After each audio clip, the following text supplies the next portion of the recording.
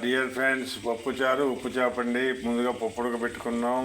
ఉడికిన తర్వాత దాంట్లో ఉప్పు, కారము, పసుపు వేసాం. వంకాయ ముక్కలు, క్యారెట్ ముక్కలు, ఉల్లిపాయలు, పచ్చిమిరపకాయ, టమాటా అన్నీ వేసి బాగా ఉడకబెట్టామండి. ఇప్పుడు తాలింపు వేయాలండి. తాలింపు వేసేస్తున్నామండి. తాలింపు చేసి అన్నీ వేగినాయండి. తాలింపు ఇప్పుడు కలిపేస్తున్నాం. అదే అండి, పప్పుచారు రెడీ అయిపోయినాయి.